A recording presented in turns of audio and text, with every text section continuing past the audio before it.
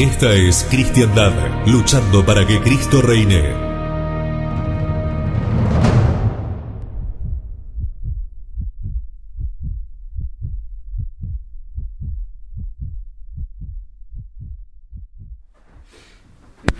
En el nombre del Padre, y del Hijo, y del Espíritu Santo. Amén. Si bien la liturgia del domingo sexto, después de Pentecostés, prevalece sobre la solemnidad de Nuestra Señora del Carmen, sin embargo, me pareció oportuno consagrar la homilía de hoy a este título mariano. ¿Y qué se trata? Es cuestión de títulos marianos, tener bien presente, saber bien esta doctrina, porque muchas veces los protestantes se burlan diciendo que tenemos muchas vírgenes nosotros. Y no, lo que tenemos son muchos títulos marianos que expresan sea una excelencia de Nuestra Señora, sea una función, sea una relación respecto de un lugar, como veremos.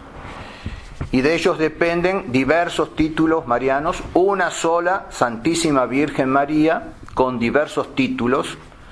Como un hombre, un ser humano puede tener diferentes títulos, puede ser padre de familia, puede ser abogado, puede ser bombero, reunir en sí 3, 4, 5 títulos distintos, y uno apelará a él, si es que debe apelar, bajo uno de esos títulos, según las circunstancias.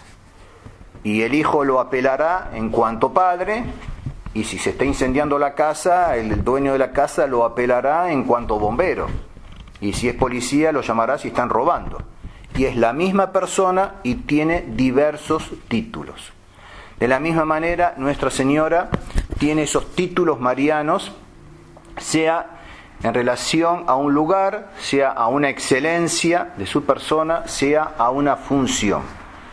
Y así hablamos de la maternidad divina de María, o de la Inmaculada Concepción, o la llamamos corredentora o mediadora, o nos referimos a Nuestra Señora de Fátima o de Lourdes, del Pilar, de Guadalupe, etc.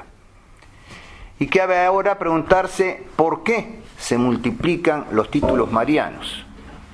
Pensemos que solamente en España existen más de 3.000 advocaciones marianas diferentes.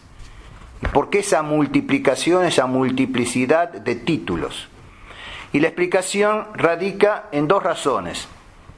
Una de parte de la Santísima Virgen María y otra de nuestra propia parte. Si contemplamos a la Madre de Dios, encontraremos en ella una riqueza casi infinita, una inmensa y simplísima perfección expresadas por su nombre, María.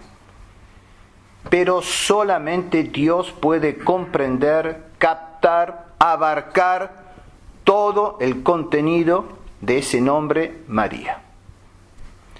Ese dulce y santo nombre bastaría para expresar su insondable perfección. Pero entonces aquí interviene nuestra parte. Al no poder entender, al no poder contener esa plenitud de ese simple nombre María, nos vemos obligados a multiplicar los títulos o advocaciones con que honramos a la Inmaculada Virgen María. Y en un esfuerzo por captar la perfección incomparable de esta piedra preciosa, hemos ido multiplicando la variedad de los puntos de vista. Son como diversas facetas de una sola y misma piedra preciosa. Dios abarca toda la perfección de esa piedra, nosotros no.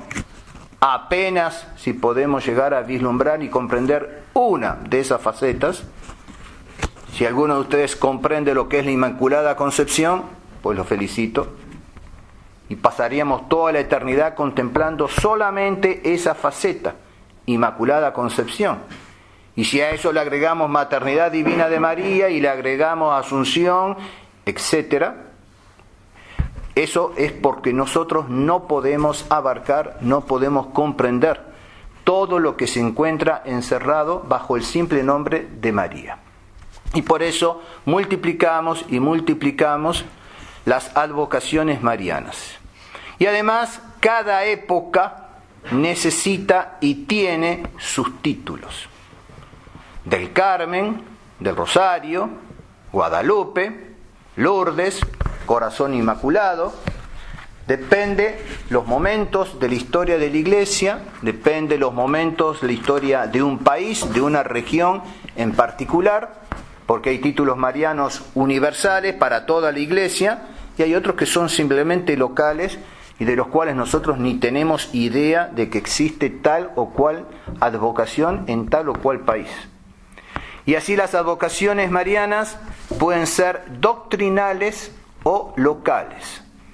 Los títulos doctrinales son fórmulas que expresan de un modo breve, concluyente, una perfección de la persona de la Santísima Virgen. Y todos esos títulos doctrinales nos conducen a un conocimiento más profundo, más pleno de Nuestra Señora. Y por eso no se debe prescindir de ninguno, aunque natural y lícitamente uno pueda sentir más predilección o más devoción por uno de esos títulos que por otro. Pero no podemos prescindir de ninguno de ellos.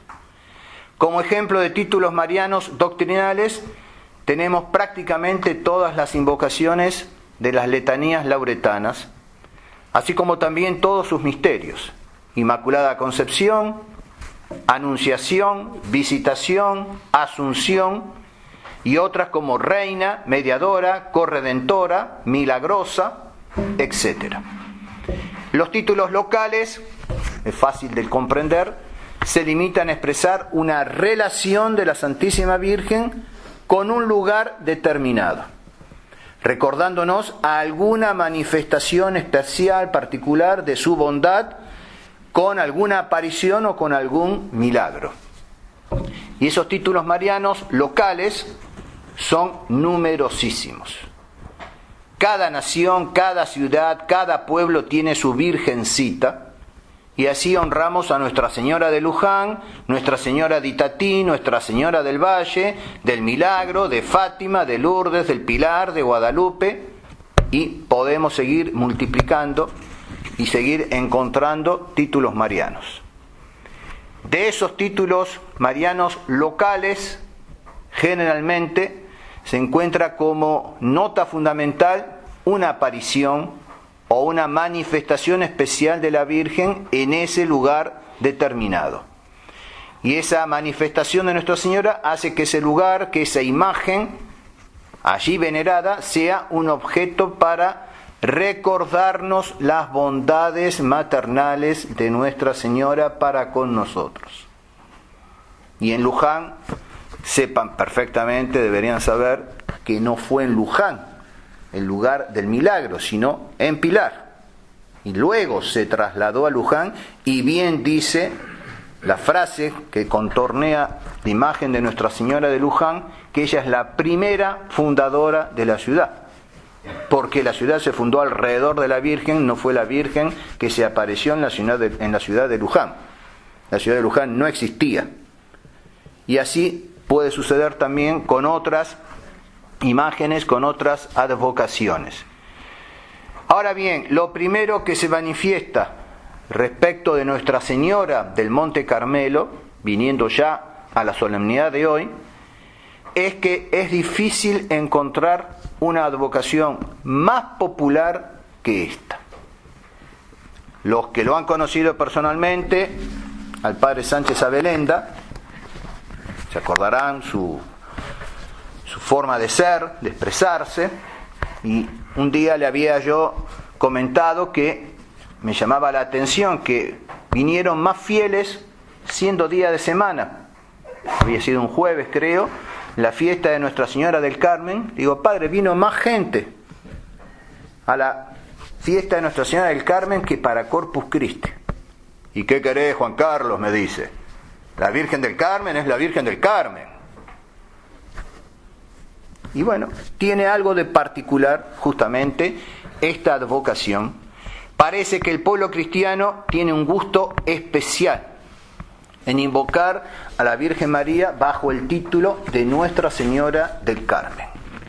Y hasta los más apartados de las prácticas piadosas, que llevan una vida poco edificante, nada conforme a su título de cristianos, no renuncian a tener a su modo claro, o sea, como esté en su cabecita, alguna devoción a su Virgencita del Carmen.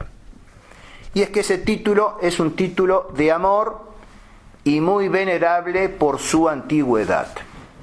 Primero me referiré a la antigüedad y luego volveré sobre la cuestión de título de amor de Nuestra Señora. Respecto a la longeva existencia de esta advocación, son dignas de conocerse y de meditarse las palabras que la Santa Iglesia emplea en el Santo Breviario, en el oficio divino, que pone entonces en boca del sacerdote cuando tiene que rezar el oficio. No es el caso de hoy, tuve que rezar el oficio del sexto domingo de Pentecostés, con conmemoración solamente, las lecturas no, pero son dignas de retener estas palabras que están en el breviario. En el sagrado día de Pentecostés, cuando los apóstoles, inspirados por el cielo, hablaban diversas lenguas e invocando el nombre de Jesús, obraban estupendos milagros, muchos santos varones, siguiendo la vida y el espíritu de los profetas Elías y Eliseo, y preparados por la predicación del Bautista, abrazaron enseguida la fe evangélica. Comenzaron con singular afecto a la Santísima Virgen María, a venerarla de tal modo que por primera vez en el mundo le consagraron una capilla en aquel mismo lugar donde Elías había visto levantarse la misteriosa nubecilla, imagen de María, por lo cual comenzaron a llamarse hermanos de la Virgen del Carmelo. Y por eso se dice que esta orden, la orden del Carmelo, es la más antigua de la Iglesia. Con esto, la Santa Iglesia parece confirmar la tradición ya admitida por varios pontífices en sus bulas, de que los carmelitas, esto es, aquellos descendientes de los profetas Elías y Eliseo, vivían en el Carmelo y practicaban una vida de pobreza, de oración, de mortificación, honraban a la Santísima Virgen María aún antes que ella viniera a este mundo, tal como estaba predestinada y presignada en el Antiguo Testamento, justamente allí en el Carmelo. Y entonces, como esperaban y honraban a Jesús, al futuro Mesías, antes de la encarnación, también esperaban y honraban a la madre del Mesías, sin conocerla. La conocían solamente a través de la Sagrada Escritura. Fácil es suponer el amor con que la Virgen miraría entonces a aquella comunidad que tan prontamente había comenzado a honrarla, y según enseña el Santo Breviario, según enseña la tradición, ese domingo de Pentecostés conocieron, los descendientes de Elías y de Eliseo, conocieron personalmente a Nuestra Señora en la ciudad de Jerusalén. Y ya se volvieron al Monte Carmelo conociendo personalmente viva a Nuestra Señora y a seguir venerándola entonces como venían haciéndolo sin haberla conocido. Para conocer pues una de las intervenciones marianas más antiguas, más importantes, en la lucha de Nuestra Señora contra el dragón infernal, para la salvación de sus hijos, debemos entonces remontarnos al Monte Carmelo. Es en ese monte de Galilea, y así como existe el Sinaí, llamado Monte de la Ley, existe el Monte Tabor, llamado Monte de la Transfiguración, el Monte Calvario, Monte de la Redención, existe también el Monte Carmelo, el Monte de la Virgen María.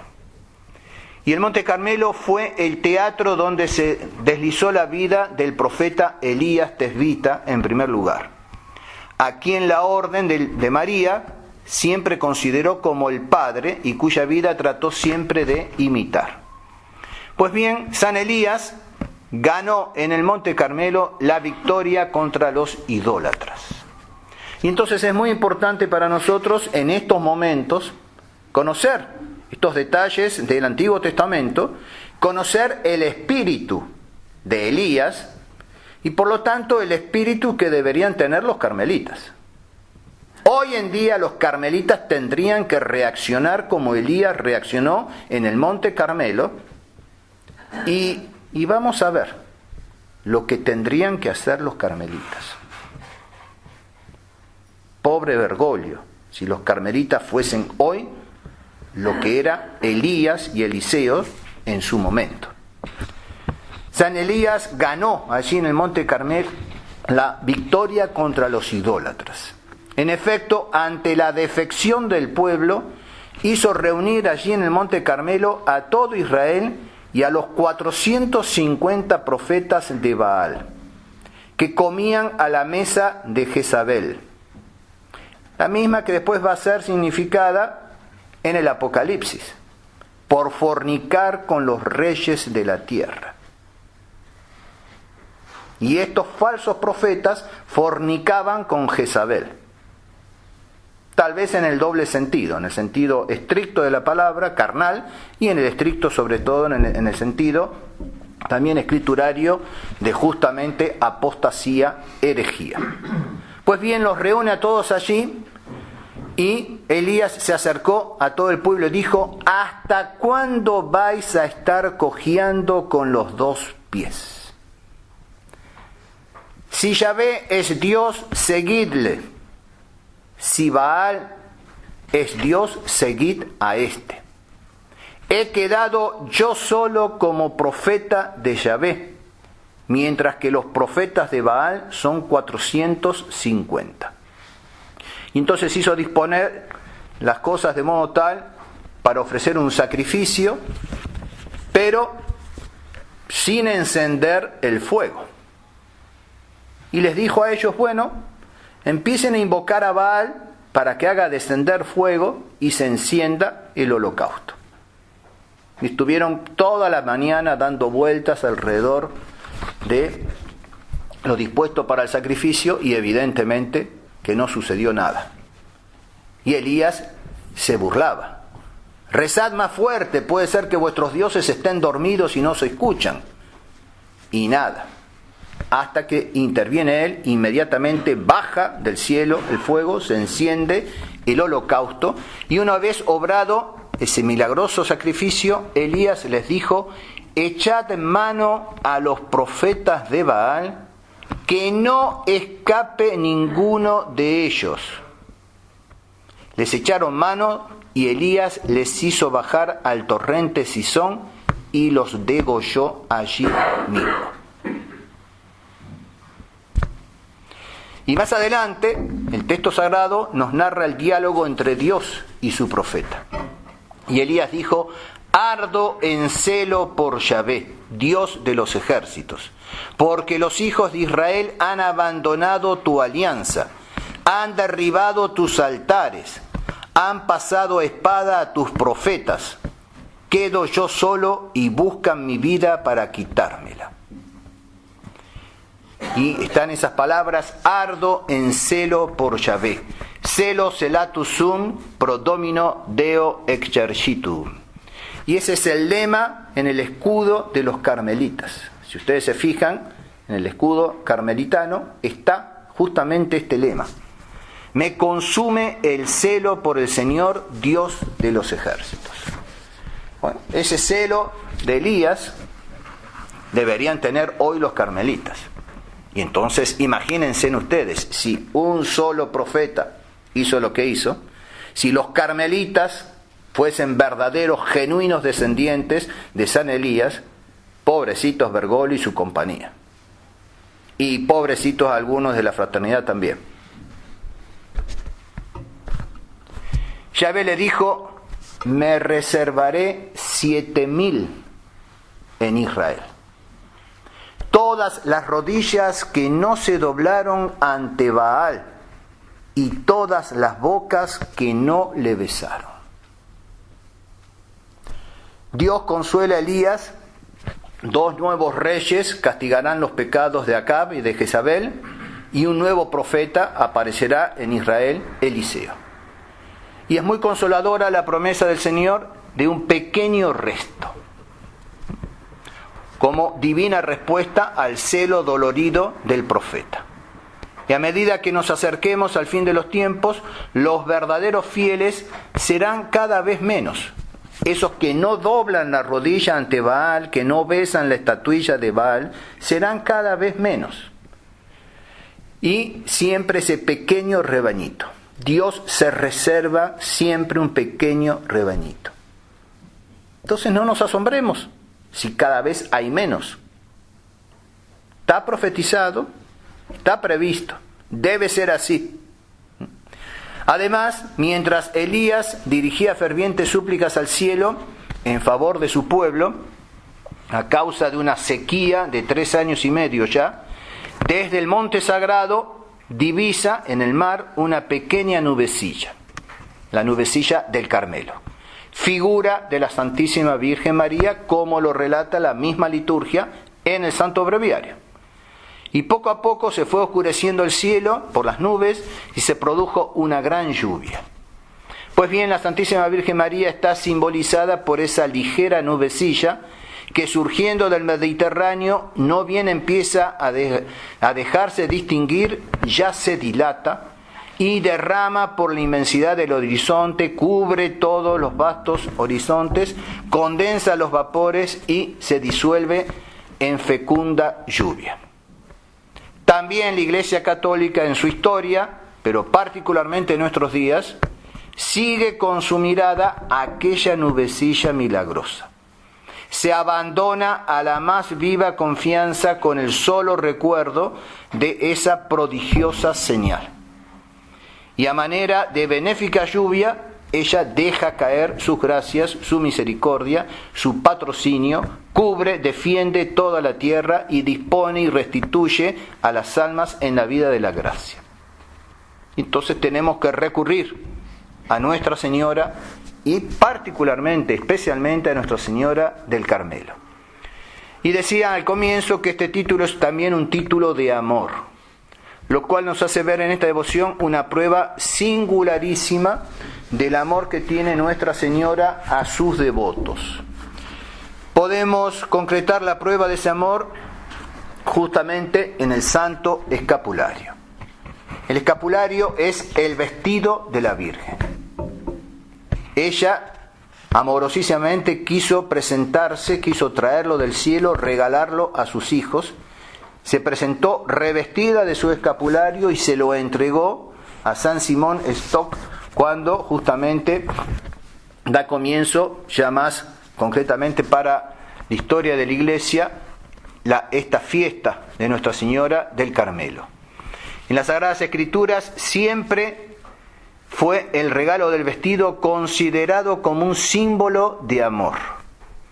Jacob amaba con predilección a su hijo José, y para manifestarle ese amor le regaló una túnica tejida de varios colores.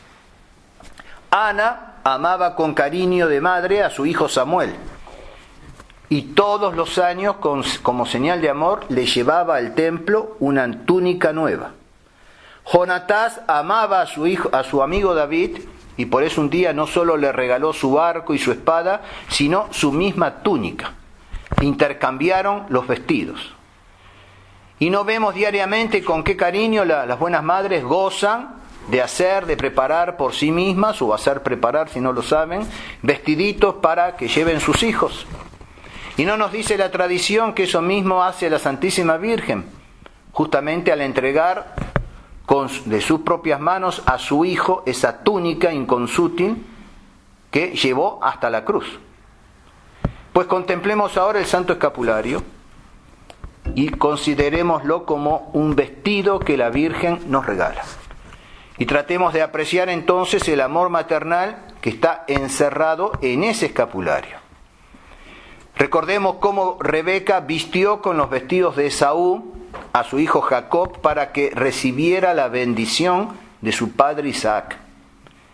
Pues con cuánto mayor cariño, amor conseguirá un hijo de la Virgen las bendiciones de Nuestra Señora. Pero consideremos con atención que el hábito del Carmen es el vestido de María. Así lo han dicho los sumos pontífices, particularmente Pío XII. No solo porque ella nos lo dio, sino porque ella misma lo vestía cuando se apareció a San Simón Stock. Qué profunda ponderación entonces pensar que nuestra Madre quiere despojarnos de nuestro vestido, el del hombre viejo, el del amor propio, el de las pasiones, el de las tibiezas, el del pecado, y nos quiere revestir con su vestido, el de la blancura, el de la pureza, el de la santidad. ¿Quién no querrá dejar gustosamente sus propios harapos para adornarse con el vestido de la Virgen? Y así ha querido ella que sus hijos se distingan por el escapulario. Y se lo dijo a San Simón, cuando fue agraciado con la visita y la promesa del Santo Escapulario. Él mereció recibir de manos de Nuestra Señora ese don inapreciable. Estaba amenazada, la orden del Carmelo estaba por extinguirse. San Simón acude a Nuestra Señora, le pide que defienda su orden, y en la noche del 15 al 16 de julio de 1251 se le aparece la augusta señora rodeada de coros angélicos, trayendo en sus manos virginales el bendito y santo escapulario. Y le dice: recibe, hijo querido, este escapulario de tu orden, como signo distintivo de mi confraternidad y privilegio que yo he obtenido para ti y para todos los hijos del Carmelo. Quien muriese revestido de este hábito será preservado de los fuegos eternos del infierno. Esta es señal de salvación, defensa en los peligros, confederación de paz y pacto sempiterno. Esas fueron las palabras de Nuestra Señora al entregarle el escapulario a San Simón. Y prestemos atención, es signo de mi confraternidad.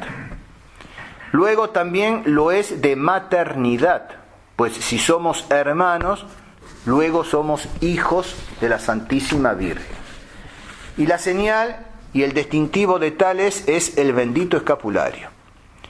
Considerado bajo el aspecto espiritual, el escapulario del Carmen es pues un signo externo de devoción mariana, de consagración a la Santísima Virgen, a través de la inscripción en la orden carmelitana, con la esperanza de su protección maternal. Y además, sabemos, es un sacramental, como el agua bendita, el olivo, las candelas benditas, etc. Es decir, un signo sagrado según el modelo de los sacramentos, por medio del cual se significan efectos, sobre todo espirituales, no solamente espirituales, pero sobre todo espirituales, que se obtienen justamente por la intercesión de la Iglesia. Pues bien, ¿por qué ese sacramental? Porque nuestra vida es una lucha continua. Desde la cuna hasta el sepulcro debemos luchar. Y si queremos salir victoriosos en esta batalla, debemos usar los medios que el Señor nos ha concedido. Todos estamos necesitados del auxilio de lo alto, todos, en todo momento, pero especialmente en tres momentos.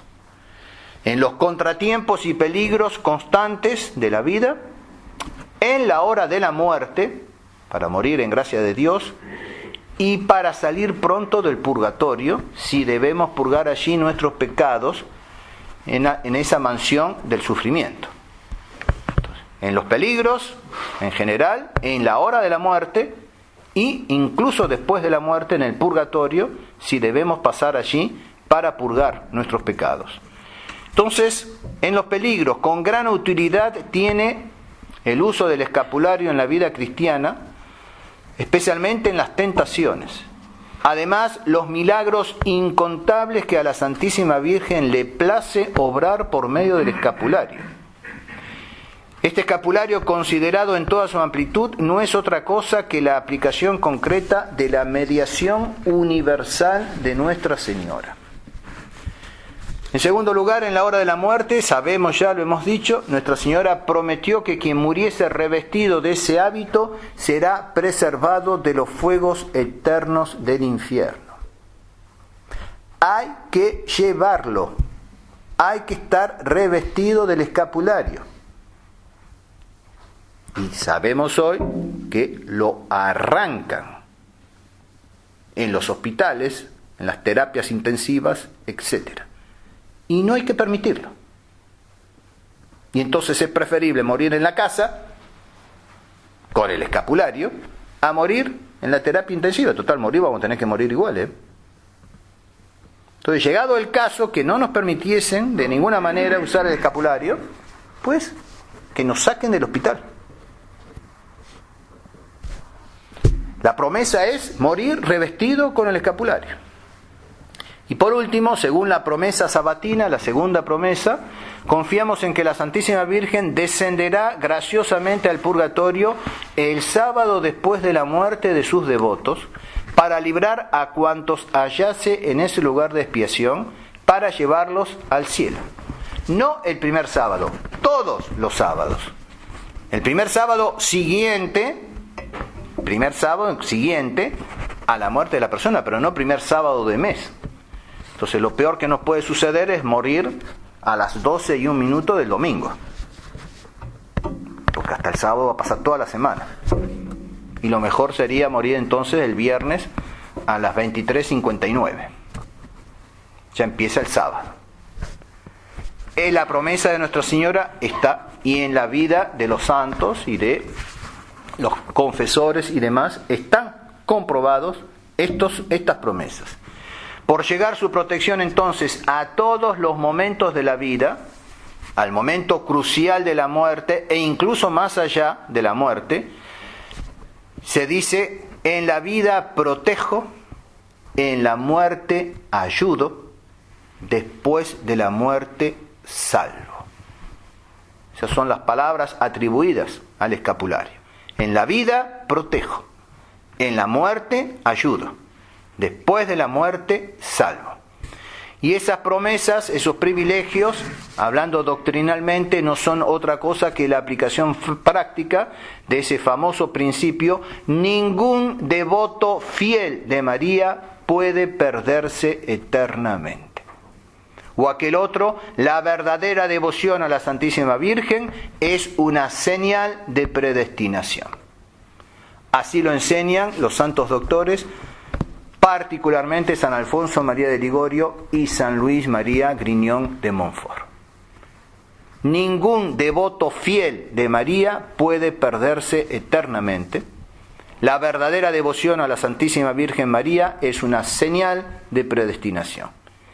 Lo dicho debería bastar ciertamente, pero para estimularnos aún más a la devoción a la Virgen del Carmen y a su santo escapulario, consideremos algo de lo muchísimo que sobre sus privilegios se puede decir, se puede meditar, y veremos cómo, hasta por conveniencia, no podremos menos que apreciar lo que el escapulario vale y entonces usarlo. Recordemos las palabras de la Virgen al hacer entrega del escapulario a San Simón: Ecce salus in periculis.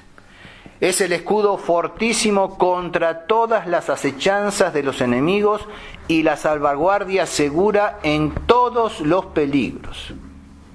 Antiguamente los guerreros iban a las batallas cubiertos de una cota de malla acerada, abrazando escudos donde se estrellaban los dardos del enemigo. Si hoy ya ha caído un poco en desuso esos medios de defensa, y hasta por ahí nomás, cuando vemos ahora cómo van revestidos los agentes de seguridad, no tienen cota de malla, pero más les valdría por eso una cota de malla y no esos chalecos, y aparte quedarían más bonitos con la cota de malla, eso ciertamente. Pero más allá de que haya caído en desuso por inutilidad en ciertos modos contra los ataques mortíferos modernos, sin embargo el escapulario es el escudo que no pierde su eficacia. que no cae en desuso, aunque los enemigos inventen nuevos modos de ataque. Él será siempre la barrera infranqueable para todas las acechanzas de Satanás. No puedo nada con esa persona. Se ha visto obligado a confesar más de una vez el demonio, porque lleva el escapulario. No puedo ni acercarme a ella. Arrancadselo y será mía.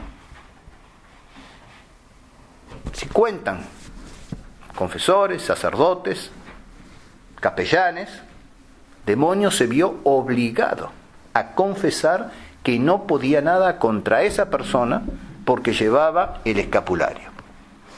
Pensemos si más de una vez el demonio no habrá tenido que repetir esas palabras respecto de nosotros, sin que nos diéramos cuenta.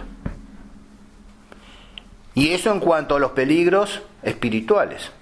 Pero más de una vez les habrá pasado. Después de verse librado de un peligro físico, material, ni nos habíamos dado cuenta. Después caemos en la cuenta que habíamos estado en peligro. ¿Y cómo salimos de ahí? Si ni cuenta nos dimos.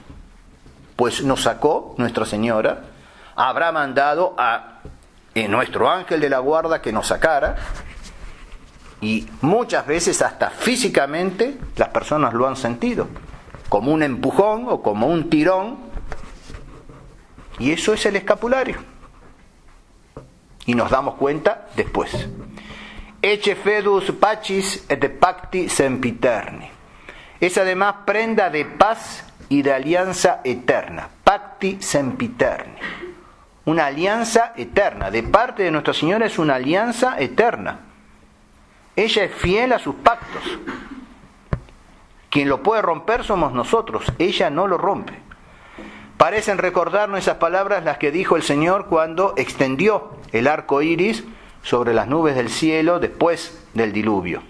María es ese arco iris de paz, de reconciliación entre Dios y los hombres. Y ese oficio suyo nos quiere recordar con su escapulario. Parece como si nos dijese: no temáis, que soy la nubecilla del Carmelo que se interpone entre Dios y los hombres.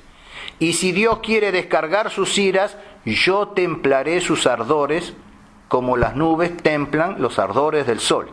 Yo os regalaré con la lluvia fecundante de la gracia, como las nubes descargan sus aguas refrescantes. Y seré señal externa de que es así, para que nunca lo olvides. Ahí tienes mi escapulario. Y finalmente, ecce signium salutis. Es prenda segura de salvación. Quien muriese revestido de este hábito será preservado de los fuegos eternos del infierno. Según la promesa sabatina a los cofrades, después que salieren de este mundo y entrasen en el purgatorio, yo que soy su madre, descenderé graciosamente el sábado después de su muerte, libraré a cuantos hallaren en aquel lugar de expiación y los llevaré al monte santo de la vida eterna. Esas son sus palabras, no necesitan comentario, pero debemos meditarlas lentamente, saborearlas. Y pensemos en aquel momento en que depende, ese momento del cual dependerá nuestra eternidad, en que solos, sin ayuda de nada ni de nadie, nos hemos de encontrar a la puerta de ser juzgados, y allí va a estar nuestra dicha o nuestra desgracia. Y tengamos en cuenta la seguridad, no solo la esperanza, sino la seguridad que nos da la Santísima Virgen para aquel instante, si sabemos llevar su escapulario. Y con esto termino. He ahí los privilegios, pero hay que saber llevarlo. Porque hay que saber llevar el escapulario y llevarlo bien. No olvidemos que no es un amuleto, no es un talismán, no es un salvoconducto para pecar más fácilmente, creyendo que con solo llevarlo basta para ir al cielo. El escapulario es una ayuda muy grande, más grande y más segura que todas las otras devociones, pero nada más. Y por eso se ha de llevar no solo exteriormente, sobre el pecho, sino interiormente en el corazón. Y atención ahora. San Antonio María Claret, bien mariano, el obispo Claret, San Antonio María Claret, llega a afirmar que los que abusen del escapulario, la Santísima Virgen, como ya lo ha hecho en otros casos, dice el santo, hará que a última hora se lo quiten y mueran sin él. Terribles palabras las de San Antonio María Claret. Así como conocemos, por boca de confesores, de capellanes de hospitales, que después de haber milagrosamente asistido a alguien que estaba descerebrado, totalmente inconsciente, y sin embargo recuperar el conocimiento, llegar a confesarse, recibir los sacramentos y después morir, y después de todo eso, el sacerdote se da cuenta que llevaba la persona en cuestión el escapulario, se dio cuenta después de todo eso, no antes. De la misma manera, San Antonio María Claret nos cuenta de casos que antes de morir, la Virgen mandó que le sacaran el escapulario. ¿Por qué? Por haber abusado de él, por no haberlo llevado como correspondía. Temamos, pues, el abusar de esa prenda tan singular de amor de nuestra Madre. Usémoslo, pero usémoslo bien. Portémoslo, pero portémoslo bien. Prometámosle revestir su uniforme con honra, es decir, honrándonos de llevarlo y honrándola a ella llevándolo. San Buenaventura exclama: revestíos de María los que de veras la amáis. Y entonces sí, cuando el escapulario sea eso, una manifestación exterior del amor interior que tenéis a vuestra Madre, podréis esperar de ella las gracias y los frutos que en el mismo quiso acumular. Es decir, gracias para evitar el pecado, el infierno y el mismo purgatorio. Pidamos entonces hoy a Nuestra Señora que con el vestido eterno de su escapulario nos dé ese vestido interno de sus virtudes, de sus gracias, que nos proteja en la vida, que nos ayude en la muerte y que nos salve después. En el nombre del Padre, y del Hijo, y del Espíritu Santo. Amén.